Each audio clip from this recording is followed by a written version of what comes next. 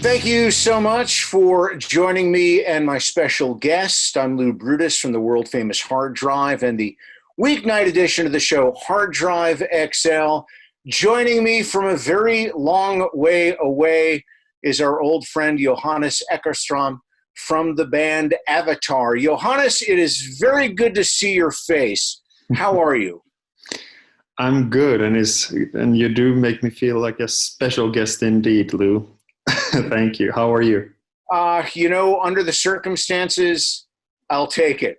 I feel like just looking, how people express themselves on social media in the business, I feel like you come off as one of the people who takes this whole thing the hardest in terms of not getting to go to your festivals and stuff. Yeah, yes and no. You did tweet something in all caps the other day, didn't you?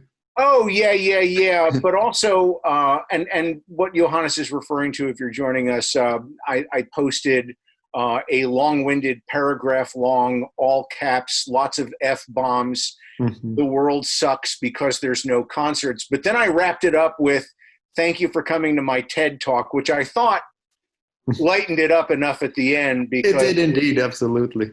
Yeah, because I want people to understand what's happening in the concert industry. Sucks, but I understand that in the grand scheme of things, me not getting to see some concerts isn't the biggest disaster on the planet. I was sort of joking with the vein I put that thing in. I hope that's what came out. But. No, yeah, absolutely. I didn't. It didn't seem like I guess, the TED Talk line helped. It didn't seem like an actual big meltdown. But I don't know. You just come off as being quite still maintain some kind of, is the English term, wide-eyedness when it comes to enjoying what you do. Because, considering that you've done it for a while. And in that sense, I just figured that, can't be easy for you, man. Yeah, when people come to me, I don't think they don't want to hear what I think about politics any more than I care about hearing what they think about politics. Well, I tend to keep stuff more or less on my social media feeds, musically slanted, which these days means a lot less or not the kind of stuff that we're all used to. But, I try and change it up and, we do our best. Speaking of which, I thought I was going to be seeing you guys a lot this year, but that's not quite working out. No. But you do still have the record on the way, which you do on August 8th. It's called, the 7th. Hunter-Gatherer. So give me all the background on this record, like the timetable of when you began to write, when you recorded, and then maybe walk us through the decision to release August 7th, because I know there was a lot of background talk going on for a while about how you guys would roll this out. That's a whole lot to cover. We've got all the time in the world, so take as long as you like. No, in terms of process, like in a way, at least the thought process for what this album was going to become, that started as soon as we were done recording and mixing Avatar Country. Yeah. Because as psyched we were to do that trip that ended up being, and that whole experiment where, concept album, we did have Feathers and Flesh, but this time it would be a concept live for a while to make the whole comedic aspect work. So if you remember, we would talk, everything would be treating Jonas as an actual king of an actual country, and every social media post had to be post like that. As a matter of fact, I wrote a little digital pamphlet sending out to people we worked with. That was called, what was it, like Avatar Country, the King and You. And it was supposed to media train just, our management and people who help us post things on social media to just use the right kind of wording to make because everything was going to be something from the Royal Department of blah, blah, blah, blah. There were all these things. Problem is no one nailed it, except one guy, David, who he was the news reader in our little video post we did around Avatar Country. He nailed it. Otherwise, I ended up writing every single social media post or anything else that needed to be written in those 2 years for us. I did 99% of that. Also did like every time, oh, let's post a photo from this show, and thank you Chicago didn't cut it. It had to be always this lavish language. Royal Majesty decrees Exactly. thank you upon thou. Exactly. See, I should have called you. You could have done it. I had fun with that. And I had a lot of fun with that, but it's just that it took 2 years. It lasted for 2 years, naturally. And we did ease up on it a bit towards the end. Yeah. But still, we knew what we were psyched about it. We knew what was, we were very dedicated to the idea, and we realized that, if you do 200 shows with this, we will have seen 200 Avatar shows, but there's someone around, at the 200th that has not experienced the whole glory to our king thing. So if we are going to do that, then, you have to stick by it. But so knowing that, we kind of like, next album is going to be pretty heavy, right? Yeah. So from a purely aesthetic point of view, we knew already back then, like quite immediately, that we were going someplace else, which is anyway kind of hardwired into how we work with a band anyway. You've done one thing, then you want to do the other thing. So, but then we do the Avatar country stuff for a year, and then as far as behind the scenes are concerned, we started to shift gears towards thinking about new stuff parallel with making the movie. And we wanted to make sure this time around that we had a lot of time to write a lot of songs and all that, but also have some time in between to digest those songs and letting each part of the process take its sweet time. Avatar Country was done in a very short period of time. It worked because it was, so we had been able to put words on every aspect of an album in a way that it's kind of hard usually. Was that because you were writing sort of, I don't want to say in character, but in theme? So the theme stuff sort of carried you through some of the... Exactly. And we had some practice with the whole concept album thing with Feathers and Flesh. We never intended to do 2 concept albums in a row even, because that was supposed to be, do you know how to do this? No, neither do I. Cool. Let's, let's figure it out.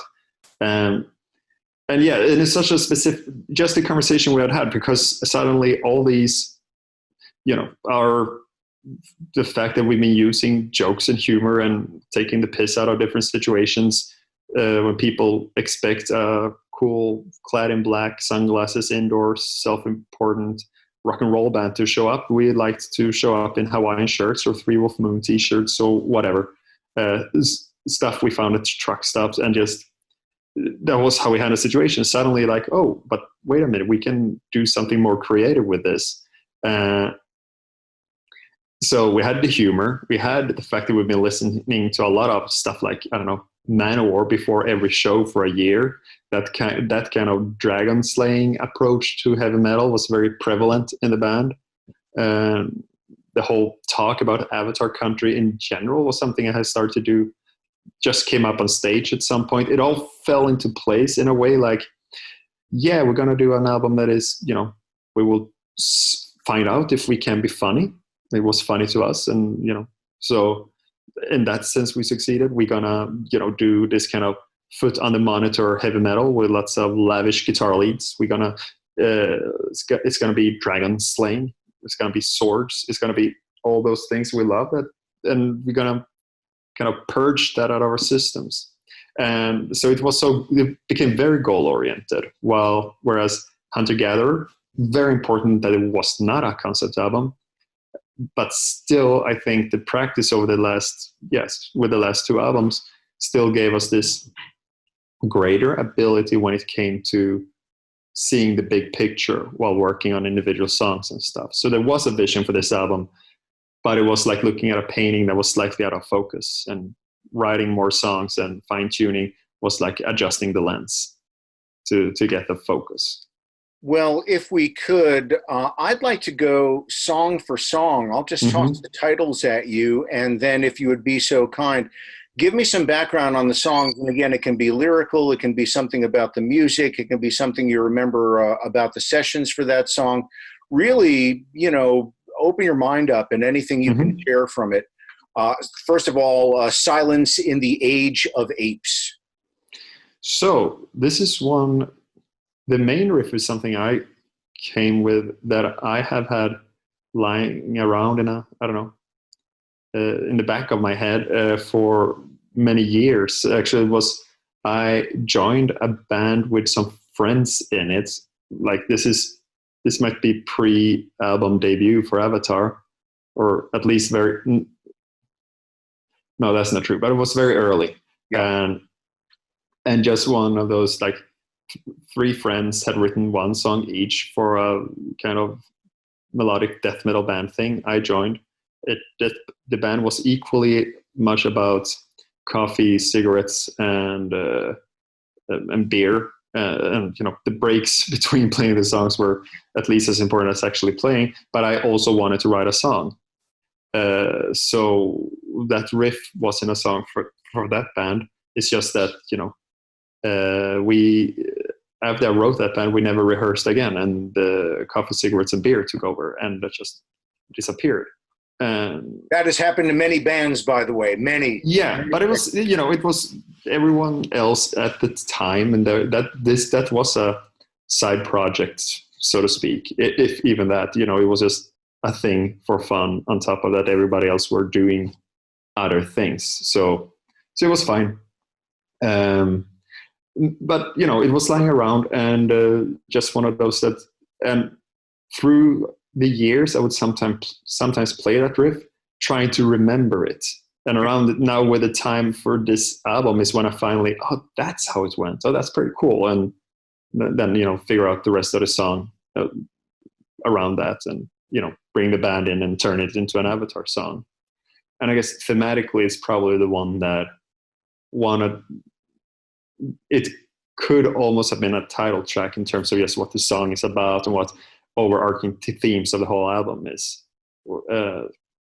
Whereas this silence that is talked about in the lyrics is basically like, if you look at what our potential is and what we should be doing, we are wasting a lot of time screaming at each other, and a lot of petty earthly conflicts that creates a lot of noise down here.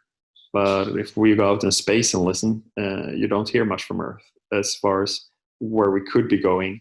There's there's silence here in the Age of Apes. Simple as that. Is the fact that you mentioning it's sort of a good catch-all and good representation of the rest of the record, is that what makes it? I believe it is sequenced first on the album. Is that correct? Mm-hmm. That's correct. The reason why? Yeah, or also as it all started in the aesthetic ambition of let's do some heavy shit. Let's do. Can I curse? I can curse in Swedish. Let's do some heavy wheat and to kind of kick the door in musically, to show that statement. Just if the last one started with a pompous choir and orchestra, and the one before that quite melancholic, this was all about kicking the door in. So that was one reason. But yeah, thematically, to show it's angrier, it's darker, and way more aggressive than many things we've done in a long time. Although compared to our really, really early work, the albums of our youth, it's interesting to compare just what does it mean to play aggressive music and be angry on record, so to speak, for now compared to back then.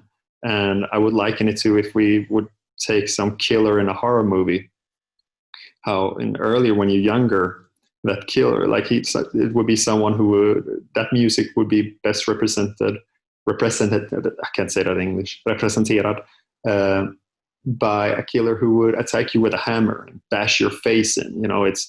It is a lack of finesse. It's not very effective, but it's still quite gruesome and spectacular. Yeah. Whereas, when revisiting those darker sides of yourself as a slightly more adult person. I guess there's more finesse to it. The killer is more of a Hannibal Lecter. It's more someone who knows his way around a scalpel and knows where to make the incision, the cut, the stab, to make maximum damage immediately, you know? So, and I think the whole album has a lot of that, especially with the heavier, more aggressive parts, that it's quite well articulated, I guess I would call it. And tell me, Johannes, do you still hear the screaming of the lambs? Sorry, that's the best Hannibal Lecter I could muster up. Me and my wife, we have had occasional marathons in the last couple of months. I don't know if you noticed, there's a pandemic going on, so we have time for that. One was Lecter movies. I'm home for months and months, like you, like most everybody else. And some nights I want the sound of music. I want something happy, and other nights I wallow in the negative. Like, I watched Silence of the Lambs twice in a row one night.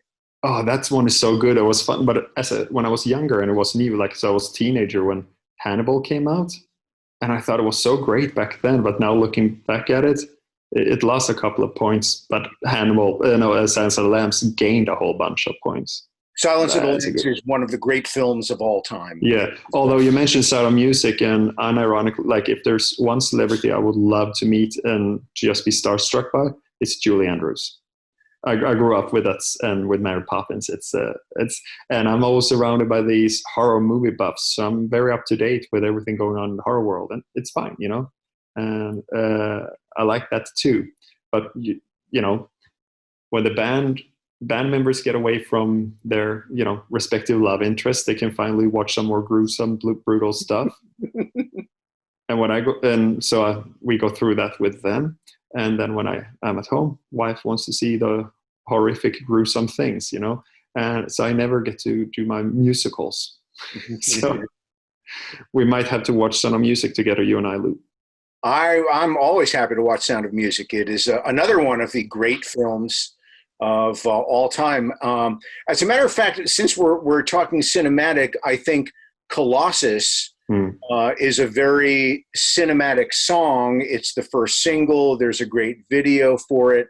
Tell me about that, and then let's talk a couple of science fiction films. But first, Colossus. Well, it's fitting. You thought this through. Well, so a book that influenced this album a whole lot is Sapiens by Yuval Noah Harari, if I pronounce that correct in some language. He's Israeli, I think, if I remember. So that in that book, Sapiens, in just passing, actually the whole album title comes from things written in that book. But specific to Colossus is just in passing towards the end, at some point, he mentions this scientific project going on somewhere in the world where they are trying to recreate or simulate, I guess is the word for it, a fully functioning human brain instead of a computer. So to make a computer, a machine, behave with the way our brains behave, with the synapses firing off, and therefore essentially creating a brain like that. And the existential dread that suddenly came over me when I started to think about it, if something inside a computer behaves exactly to the T like a human brain, that's, as far as that simulation is concerned, it must feel like a human and feel as much like a human as you and I do. And thus, who are we to say that it isn't then? And you get all Matrix and living in a simulation thing going on. And just the ethical thing of creating something like that, what kind of existence would that be for that human capturing that machine? Great achievement for science, and I'm a science fan. I even I like to dumb myself down for it because I do not end up reading many full science papers. So I'm a science groupie. But just in principle, the whole scientific method in itself is one of our greatest inventions. That being said, there's some scary things going on. There's always that Dr. Frankenstein thing, the flight of Icarus thing, getting too close to the sun. Like, just what are we doing with it? And well, Colossus is named then after one of the seven wonders of the world, the Colossus of Rhodos, and just being this super pinnacle, colossal achievement of humanity, and but essentially being, you know, Frankenstein's monster and being something a bit of in a way something of a either an abomination or something very, very sad that we create. So maybe we shouldn't go down that route. So it's that weird fear and fascination of where science can take us.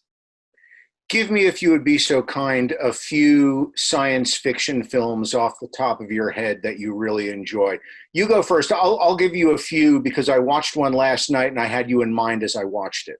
My absolute my go-to answer when people ask what is my all-time favorite movie, it's probably Robocop, because I like things. It's how I can liken it to the ambitions I have with our music, for instance, that it works on every level. When I was too young to watch it, it was a badass,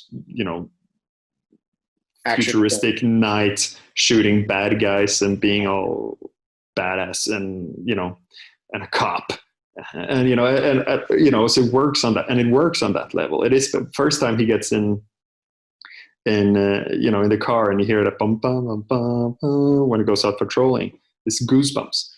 Then the social commentary played in, and the way rewatching it maybe in my late teens or somewhere around my teens, when you start to think differently, and just the gruesome representation of humanity and media and everything. When he throws out the guy who took the mayor hostage, and just you see the camera crew following the fall, and so then you get that side of philosophy of it. Then you maybe go back even more as even older and realize the whole journey that this movie wasn't about Robocop, it was about Murphy and about finding his humanity. As a kid, you saw this cool, he becomes a superhero, he becomes a Robocop, and that's great. And it's kind of lame that he doesn't have the helmet or whatever, the mask on at the end. But then you realize, he's someone who reclaims his humanity. And so it's multi-layered like that. Works brilliantly. Yeah, some of my favorite science fiction films are things like, I thought both Blade Runner films, in particular the first one, just one of my favorite films ever made. The one I saw last night that I have on my mind today came out a couple of years ago. It was a remake of a 15-minute short science fiction film called Prospect. And it's about a teenage girl with her dad, Canadian film. They land on the moon of a distant planet. They are going to do some speculating, trying to find gems, I think is the easiest way to do it. And bad things ensue once they land. But it's much like some of the other really phenomenal science fiction films the last few years that are good movies, and they're fun movies, but they're very thought-provoking. I would also include Moon with Sam Rockwell, Ex Machina, and there's one other. Arrival. Arrival was great. It's a brilliant movie. Yeah. Arrival was great, and I love how it's ultimately about language. There's something Tolkien-esque about it in that sense. Yeah. Just what it's always rooted in, and also therefore the magic of language and expression. And I don't know, as a metaphor, I thought that was brilliant. And then it's been all those now because again, the realm of science fiction is a very good. That's how it started, right? Well, it didn't start with Star Trek, but if I remember the story of Star Trek, is how he goes to the TV studio, wants to do a series about, if you could go back in time and kill Hitler, or if you wanted, these philosophical thought experiments, and then the TV studio goes, no. And then he comes back a bit later with, okay, we have lasers and aliens and spaceships now. He just stacked it on top, and suddenly it became the right place for those ideas.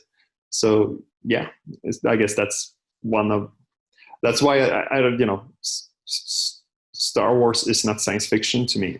I like it, but it's space fantasy.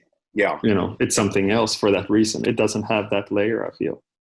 It's more like, it's more working. It has other layers that is more akin to, I don't know, old Greek myths, or, the classics. I was going to save this next thing until the end, but the subject matter, I think, lends itself more now. We'll get back to the rest of the songs on the record, but there has been some really interesting UFO news the last few years, in particular the last couple of months, including just this weekend, the Pentagon confirming that they never really stopped investigating UFOs, or UAPs as they call them, unidentified aerial phenomena. Yeah. And apparently the word is that they do in fact have vehicles that crashed here, they think, from other places, and they're going to go public with it. What's your thoughts on that? And have you ever seen anything strange up in the sky? I have not personally seen it. That being said, we have 2, I want to believe, posters in the apartment. I remember now that I missed that was something that came this weekend, but I remember hearing news a while back ago of something similar, and I get excited and very hopeful and very interested, and like it will be, in terms of what to experience of all the historical things you can experience in your lifetime. And I think we are all living through right now what has been this far the most historical event in our, of course there was, the fall of the Berlin Wall and whole collapse of the Soviet Union and all that, and just that big shift. But as a single isolated event, I wonder if not this pandemic is the most historical thing in terms of just imagining what books will say in 100 or 200 years that at least I've lived through. But the one, and living in historical, or I guess the Chinese curse is, may you live in interesting times. Yeah. Yeah, but if there's one historical interesting thing that I would like to experience more than anything, is that final confirmation coming out, having leaders of the world stand on TV and say, so this is a thing now. And I would, of course, need to change pants immediately and all that. It's terrifying. But in just, I don't know, there's something about knowing, definitely, that attracts me a lot. And I see no reason why it might as well be true as it might not. And again, how certain things that's been said by, government officials of your nation makes it really tickling and interesting right now. But I don't know, until it's very hard evidence or very, very out there official, until then, I believe in skepticism, above all else. But to be skeptical is not the same to completely disregard and call bullshit every time someone says something outlandish. I fingers crossed, I want to see that in my lifetime. Well, I think the next few months will be interesting, but let us get back to the record. And the next cut up would be A Secret Door, if you can tell me everything about that. Well, where do I begin? There's a lot going on with this song, yeah, personnel. And songwriting wise, I think it's one that I am particularly happy with.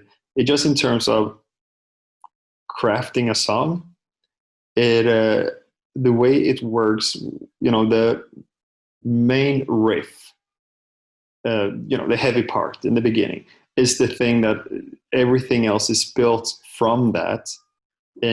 But you use different part of it where the song becomes this Venn diagram, where the circles overlap. Like the melody of that heavy part becomes the vocal melody for the chorus. However, the chords underneath change, so it becomes something completely different, but they are connected like that. And the chords of that heavy part are the same chords that are being used in the verses. And you lend a part of that vocal and guitar riff melody into what becomes the guitar twin lead in the call and response. So it's all kind of tied together with fairly few themes in a way that, I don't know, just when writing, that is one of the most satisfying things I can think of, when you know, have a song truly make sense if you write as sheet music, you know. Then thematically, it's one that I think I will know even better what it's about in 5 years. I have, with the lyrics, it's really something where I feel I pushed the envelope for myself in terms of just honesty, and therefore digging what I hope, again, if art is supposed to be us trying attempts to articulate things where, you know, other methods don't take us, again, speaking science, or if I knew exactly what I meant to talk about and what point I wanted to get to, I could have written an instructions manual instead of a song, you know. To me, they are many times meant to take over, you know, and take us to that, transcend to that next space where we're not quite at yet. But that being said, it's about at some point, there are situations where all hope is lost. And the song is not, it's about hopelessness, but it's also about fighting. I don't think it's right to say that it's about hope, because it is that idea of, you know, the pretty image would be, or gruesome image as much as pretty, but the soldiers at the front line, they know they're run, they make that last, they go for it, they run towards the enemy one last time. No, they have lost. But just because they know they're going to lose, just because they know there's no hope, that doesn't mean you stop fighting, you know. You still die fighting. And it's that idea about hope and hopelessness, and still refusing to act as if something was hopeless, and that brings hope in itself, you know. So it's I guess in a way, therefore, the clash against the powerful attraction that can be found in giving up. And like I said, it's really a song with ideas in it, and emotions, I should say, that I'm myself am trying to wrap my head around, and that is why it got written, really. By the way, and it's in a different way from what you referenced earlier, which was about language, but the theme of fighting through defeat is something else that I find very Tolkien-esque. Do you not? Correct. Yes. And for instance, now when I was talking about it, we also had a Lord of the Rings marathon. Obviously, that was the first one, obviously. And then you have that. It's funny though, in the movies, in Two Towers, I feel like Theoden, the king there, and Rohan King, kind of comes off as a buffoon when he doesn't get to do enough cool things. He comes off as a bit pompous, but that whole arrogant feeling, ride me with me, and you know, they get up on their horses inside of the fortress and gonna, you know, make a go for it. Yeah, in Helm's Deep, you know, that whole thing. There's that, you know, before they actually know that Gandalf and all the cavalry, American movie maker. Well, he's from New Zealand, but still, you love your cavalry coming at the very end. You know, before they know for sure that he's coming, they're still gonna push through one last time at the very least. Yeah. And so that's again the image there. But this one, of course, applies to a more personal setting and, you know, relationship related, but the idea of daring to jump from not literal, but, you know, jump from a cliff, and idea that the doorway will appear, you know, before you land, and that's, you know, you have to make a go for it. It's the only way to live. Again, if it's it might be hopeless, but then if we're screwed, whether we sit down or, you know, we stand up. So let's be screwed standing. Yeah. Oh, and Corey whistles on it. I say again? Corey Taylor whistles on it. I was going to say, is that, you know, the word had broken before I actually got to hear this, or at least I heard the rumblings about it before you guys sent it to me. How did he end up whistling on the song? So he has worked a lot in the past, and still does work with same producer as we did for this one in Avatar Country, Jay Rustin. So they have become friends. We have met, and it's been very pleasant. And also met his lovely wife. It's been very pleasant. And especially she, I think, is the bigger supporter of the band between the two of them. But he's come around. We reopened for Slipknot last year. So there's been, showing up on each other's radars. And he happened to, be in town and wanted to come by and listen to some things, and kind of threw it out there as an offer. If the guys are into it, I could, lay down some tracks. Very open-ended like that. And first thing that came to my mind, lots of TV and movie references in this interview, was early seasons of South Park, when I brought in mega celebrities who were fans of the show, like George Clooney, and he got to be a dog. Sparky the dog, right? And Jay Leno was Cartman's cat. And so what do you do when I think the first Slipknot album came out when we were 13, 14 years old? It's a defining sound that we grew up with, that also helped shape Avatar. And I covered Duality in high school, and Jonas and John could play Sick, so what do you do when one of those greats of our generation, still going strong, shows up in the studio with all this history, and you have a personal history too? What do you do when he says, I can lay down some tracks? You ask that MFer to whistle. Well, you know what? It's unique. It sounded, and it worked for the song. It was the thing is also he whistles much better than I whistled on a demo, but he did a much better job than I did on the recording. Because then we did it because it was funny. But the end result isn't funny. Again, it also didn't serve the song. It served the song well. Once you put an artist in the studio in front of a microphone, of course he took it very seriously then, which made it even funnier. And afterwards, because you don't want to do a poor job there either, so it's great. And it's otherwise I would have had to do it, and I think he nailed it in fewer takes than I would have. Let's talk about another song, and it's one of my favorites on the album, God of Sick Dreams. I had a string of vivid apocalyptic dreams over the last couple of years. And and one of them served as the backdrop for this song. From there come the idea of Save the Child, and from the purple lightnings and spirit shapes. I was in some apartment somewhere looking out at a city, and saw suddenly big giant purple lightnings would strike, and this weird spherical light would appear and go away, and everything that was within that sphere was suddenly gone. Like just pieces of the world disappeared. And I picked up, my niece was in the apartment with me. I picked her up in my arms, start running down the stairs. I'm thinking I have to get her to someplace safe. Suddenly I stop and wait, there's no safe place to go. And I wake up. And I had different variations of, unnecessarily vivid apocalyptic dreams. I don't know, it seems like the way my generation has been brought up. I feel I'm not the only one. But it's fascinating that, it's whatever we got going on in our minds is, of course, affected by the world around us and people around us and things in our life, but ultimately the great gatekeeper of our brains are ourselves.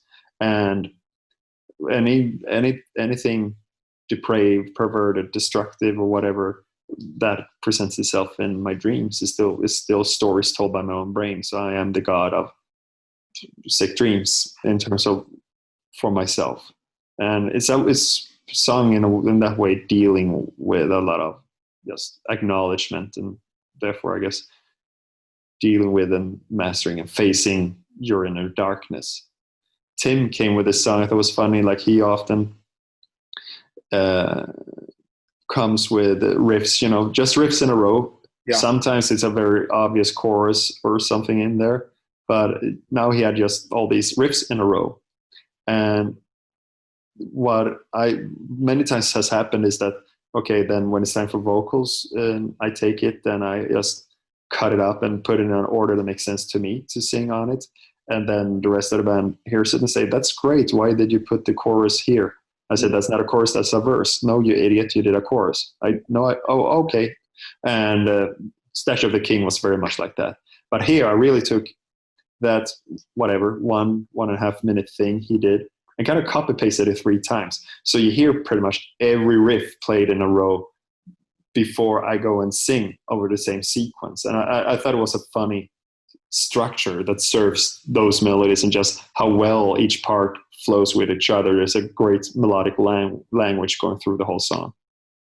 And again, God of Sick Dreams is perfectly paired up. It can't be a mistake that these songs are together. Scream Until You Wake. Yeah, but there you have. Yeah, it's funny. It was actually a more musical choice. We did a lot of different track orders, spent a lot of time on it.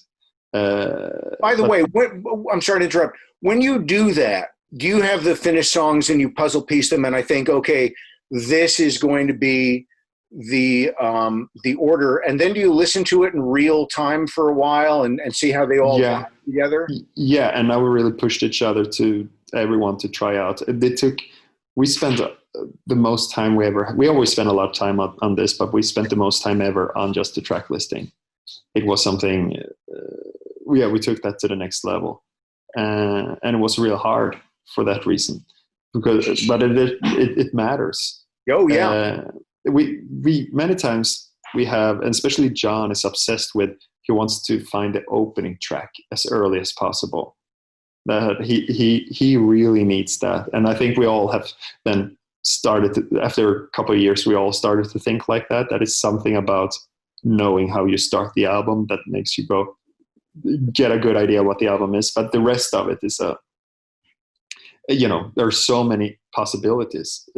10 songs means there are okay, is my math correct? That means 100 different track orders, I guess. 1,000 maybe. Oh, I suck at math. This is why I'm a DJ and yeah. Figuring out. That must be it. Like, because you do what's in squared. Yeah. 10 squared, right? So that should be 1,000. Yeah. It's an awful lot. Oh boy. It's an awful lot. It's an awful lot. That's the mathematical technical term we'll do with. Exactly. We struggle with Scream Until You Wake.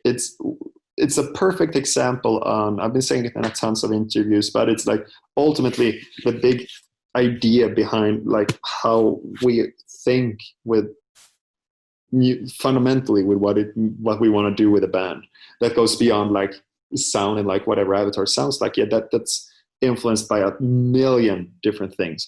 It's most importantly, I always feel I need to mention The Haunted, because that is what we were the most into when we met each other, started to play together. So the first person I tried it to sound like in a band ambitiously was Marco Aro, and John as a drummer. There were a couple, of course, a ton of them, but in the rehearsal room, it was Per Möller Jensen and the Björle twins, like all Patrick Jensen. They all meant the Haunted made me do it era of The Haunted. I think like that's such an influence.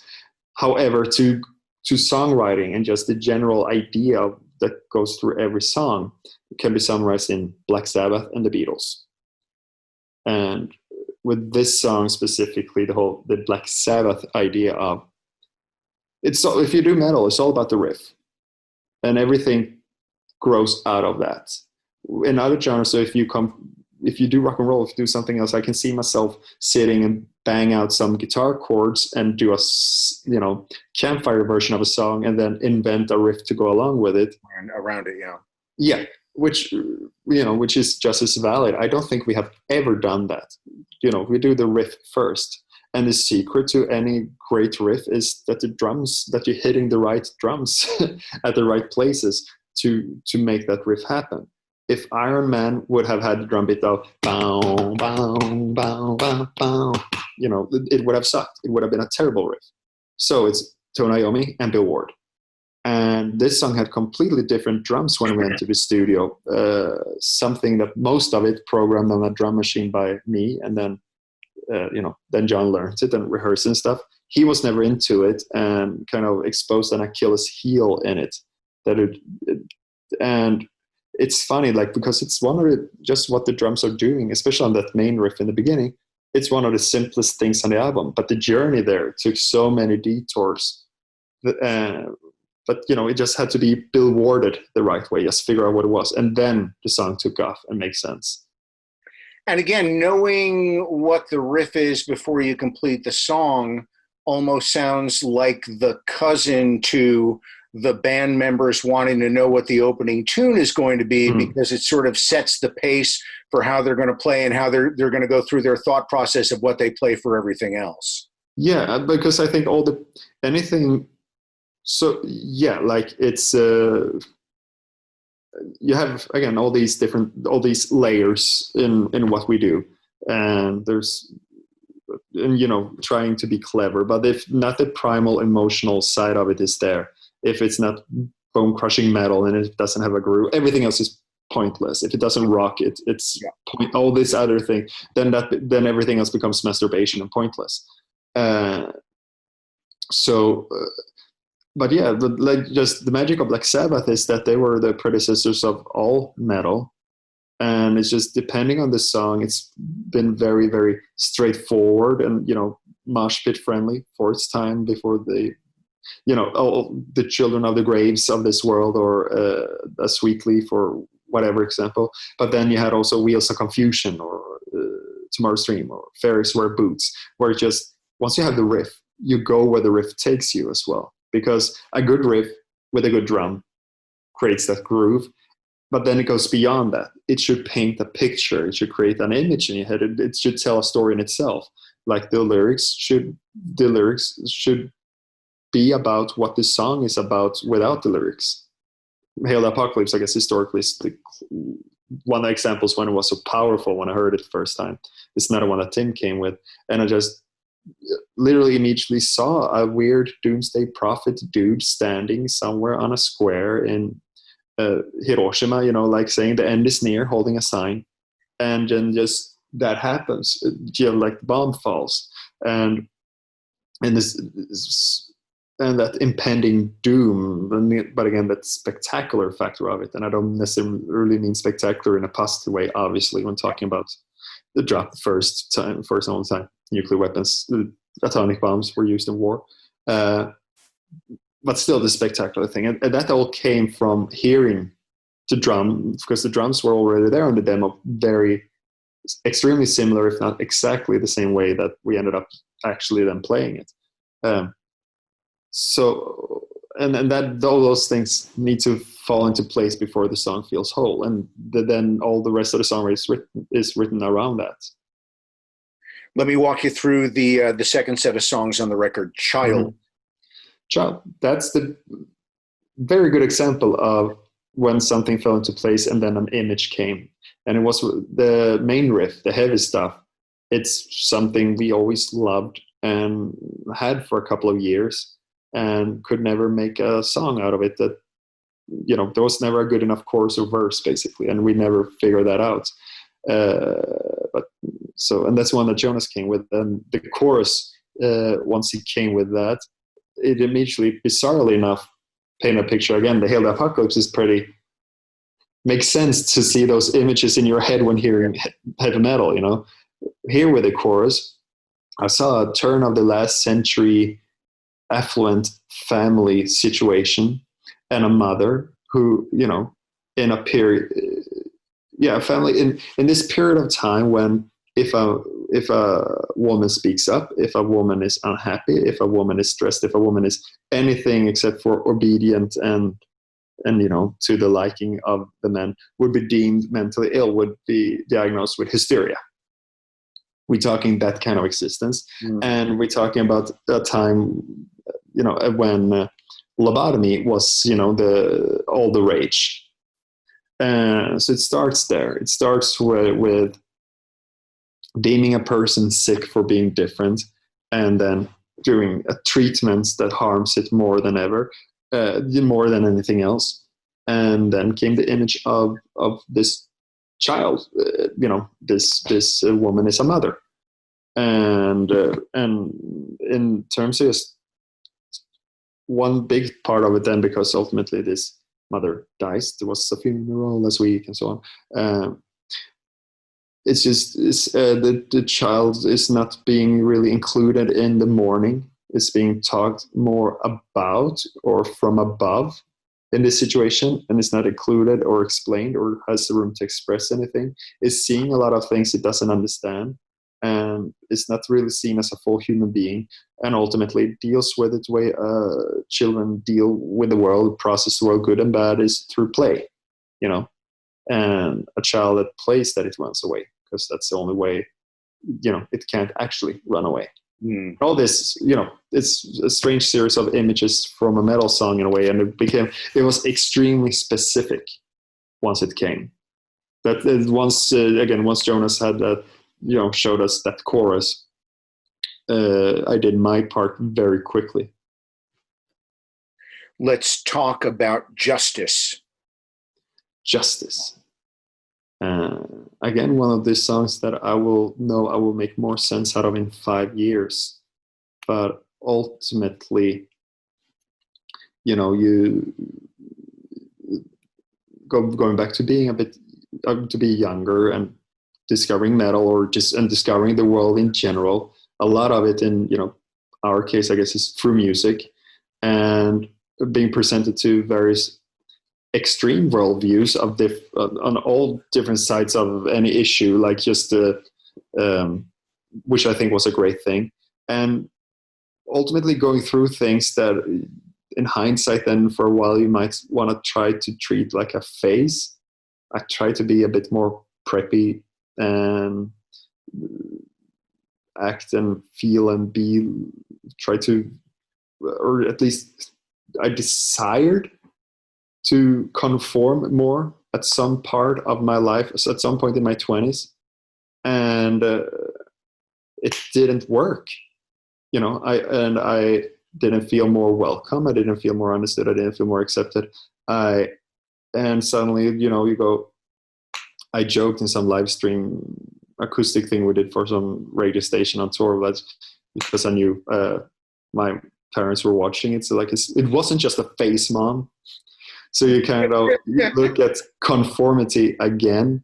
But again, it's back to that revisiting all those anger issues as an adult. And just, you know what, I failed to conform. And in hindsight, I don't want to. Because I see all these things that are wrong with how I'm treated, how I treat myself, how we treat each other. And just that, and those on the side of the righteous, or self-proclaimed righteousness, are just the most screwed up and evil ones when any battle lines are being drawn. Yeah. So very just reawakening. A whole lot of stuff has been reawakened in me, but now I feel there's more power behind it, because there's a more adult definitions of all this value system that has been built up through the years. And a lot of it, like I said, in my case, started with the metal, or became amplified with the metal. And in a good way, I feel very much back to square one, where a lot of more middle fingers might make sense than I thought they did for a while. The next song is a standout for a few different reasons. It's called Gun.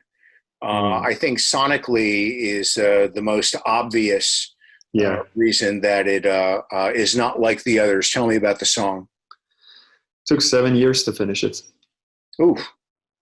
Off and on, obviously, but I used to I'm sad I have lost the first recording of it, because I used to substitute a bit as a teacher in all kinds of ages. And this particular period, I was, from first to third grade, whatever that is in a US system, but and I was doing PE. And while the kids, they got changed and they came into the hall and they would play around a bit, kick some balls around while waiting for the rest of the kids. And there was a piano there.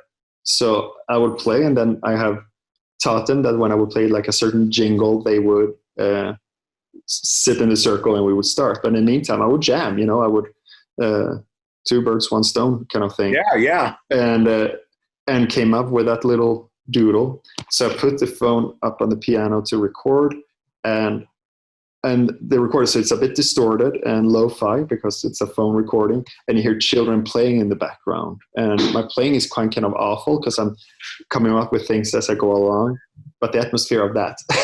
Yeah. Okay, this is something. And shortly after, the whole "You Give a Boy a Gun" and some version of the first verse was there already. Then it was all about, again, finding the chorus, writing the rest of it, figuring out what is this actually about. And in that process, because the whole band was pretty stoked on it already back then, but you would get some heavy distorted chords somewhere in the middle of it, and suddenly, oh, Bed of Roses. I don't want to do this anymore. And with all due respect, but that's not our thing. But it just took us there over and over again. It led us astray. And it wasn't until the last time we visited Los Angeles before going there to record, we were at Jay's place, listening to demos, taking notes, making some kind of final selection, and exchanging ideas with him. And John brought it up again, like, "Hey man, this You Give a Boy a Gun thing, John, that's so great. Like, it should really be there. And Johannes, can't you try to just finish it? And if you can't do a whole song out of it, that's fine. We can have it as an interlude. Would be cool as well. Just 1 minute." And I was thinking, I don't write interludes. I write songs. But what he said there, he said something about, like, just let it be what it is, which is always, again, the truth of go back to finding the riff and then the groove and thus the atmosphere, and then follow that. So you just let the song become what it's meant, what it wants to be. And when you stop forcing it and realize, but that little piano riff or whatever you call theme, what you call it on a piano, that's the thing, stay there, stay in that emotion and write from there. And then it's ultimately a vulnerable song about vulnerability. It's a song about losing. It's meek and weak. And so let the chorus be that, let everything else be that, So therefore also a huge challenge to record the vocals for. So I started in the other end of the spectrum, just screaming until I bled. Yeah. Joining the band. And now half a lifetime later, suddenly I really start to learn to sing like a normal person. And this was the next step in that learning curve. And by the way, is that you playing the piano on the song? No, we had someone in there just because, she's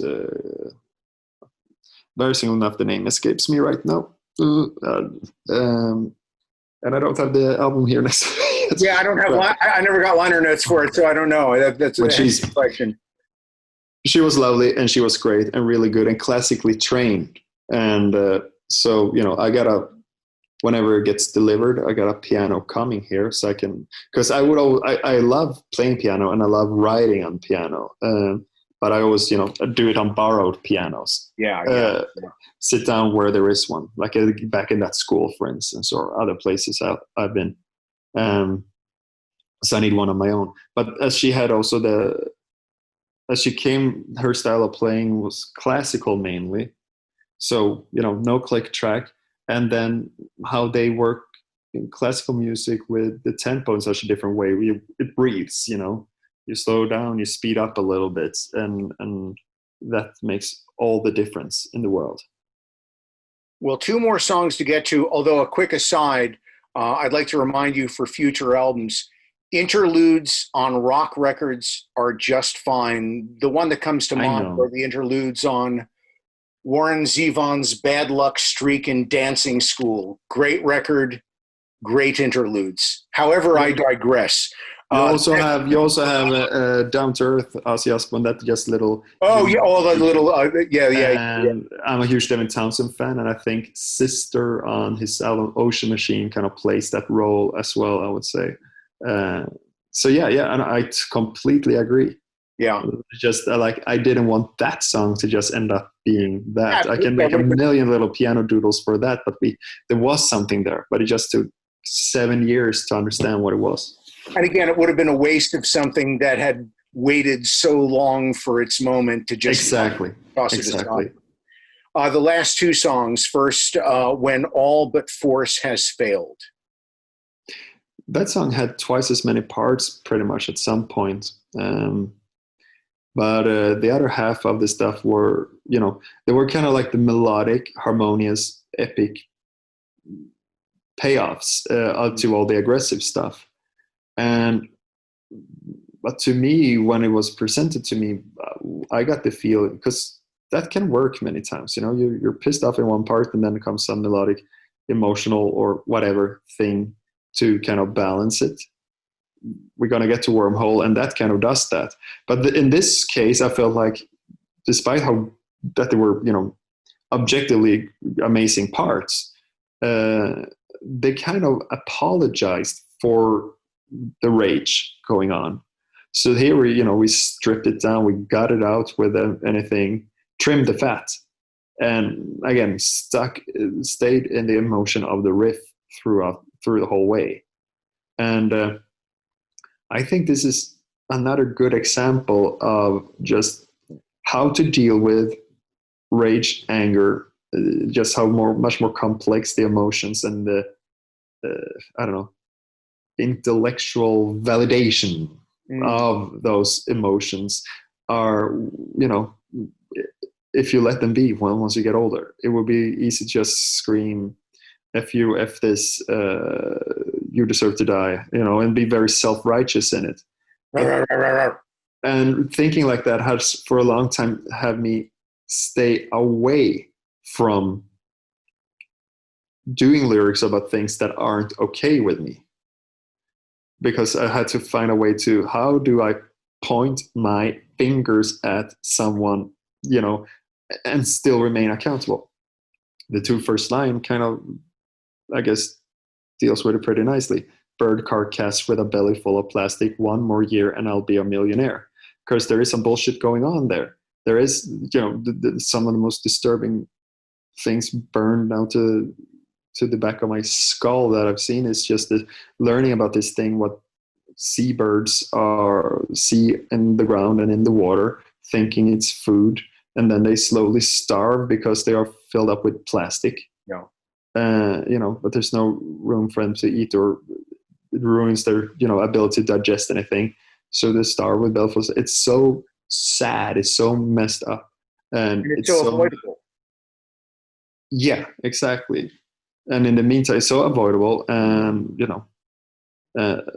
but it takes, as individual consumers, we can do some things, but it takes political will behind it as well. So people need to vote with that in conscious. And if you live in a country where you can vote, and most people who listen to this will obviously be American, and in any case, most who aren't will still be in countries where they can vote. So put the political force behind it to really push it, because I don't know, like, it's just certain products, even if you try to not be too crazy over consuming, we still need certain products, and there's too much plastic, and I think some pressure needs to come from above in that politically. But there's reasons to be angry, but I'm also angry with myself, and I'm also angry with and frustrated, and just trying to understand how to balance certain ambitions with just things the way they are. So that's when All But Forces fails. And Johannes, we come to the last song on the record, another one that's got at least a vibe of science fiction to it. Maybe near future history is another way of putting it. Wormhole. Yeah. So that main riff, when Tim sent an MP3 to us, it was called Moppeduts, which translates to moped death, because it's a death metal riff that sounds like a moped. And to me, that's not a band. That's not a bad band name, by the way. Moped Death. That's actually good. It's kind of defined the Swedish death metal scene historically pretty well. All these young kids who were so ahead of the curve for a while there, and just what things they pieced together. And this historical Stockholm death metal scene, and then the more melodic thing on my beloved West Coast. And So it makes sense. But what I hear is, if you're really sick and you wake up in the middle of the night and you need to go and puke, and it's almost like you have a scratch record in your head or something, just how it goes round and round and round. You're a bit delirious because you were sleeping and you're not feeling well. You have a fever and something needs to come out. And that riff is pretty much what I heard my whole life. That was my first reaction to it. And it feels quite psychedelic because it's very out there, obviously, because it's atonal, chromatic, a lot of, just the crazy on the whammy bar, but at the same time it's super melodic, super catchy. It's you can sing along to it, but somehow it works and it's ultra groovy, so it takes you into a weird place. And this is another song that had 20 million parts written for it, and we entered the studio feeling it was 85% done. But something was missing, and here is actually where I think Corey deserves the most credit on a song where he isn't playing or singing or anything on it, but we had those 85%. But you need 100%. You need all the percents for it. So we were kind of stuck. And as he was leaving that day, when he was visiting, we no strings attached, no nothing. But here's an MP3. And if anything comes to mind, feel free to share that with us. We might end up using it. The morning after, Jay showed up with a voicemail. Is that what it's called? Invoice. No, voicemail. No, invoice. Voicemail. Yeah. Voicemail. Sometimes I forget how to English. No, this voicemail, and he was humming what became that pre-chorus melody, that sickness I used to know, kind of going between to show the root notes of the chords he had in mind. And so we all went into the big recording room with that, and I also sat down by the piano and we jammed around it for a bit, and from there wrote that part. And this was, again, if When All the Forces Failed needed to be unapologetic one thing, the nature of the riff of Wormhole needed some kind of counterweight, some kind of tension, more thought, thinking, tension and release kind of way. And then it all came together and became the song it became. And yeah, it is, the navigation is broken, the starlight is lost. I see, the impossible image of a spaceship standing completely still out in space, total stagnation, and just having this dark thing in front of you and a wormhole closing up behind you. And I guess in a way the idea of now starting to understand what people were talking about when you were younger, this whole thing, like when you're young, the world is so full of opportunity. You can, you can become or go anywhere, and everything is possible still. And I don't feel now that there's a lack of possibilities in my life. It's too late to become a astronaut or brain surgeon. It's too late for me to win the Olympics in any sports. But all in all, it's not. Many doors are still open, but it's definitely this sensation of, yes, your road is slimming down, and certain experiences, like how I for a while worked extra in elderly care, and specifically with elderly who were really at the end of their, close to the end. So there's just an awareness there, and some acknowledgement of maybe not wanting to do this inevitable journey that we do. It might be nicer to not do it on your own, and to acknowledge at least that it's good to at least acknowledge that emotion is there, what do I say? Abandon all hope, just don't abandon me. So it's definitely deals with emotions, to put it so straightforward, fairly straightforward.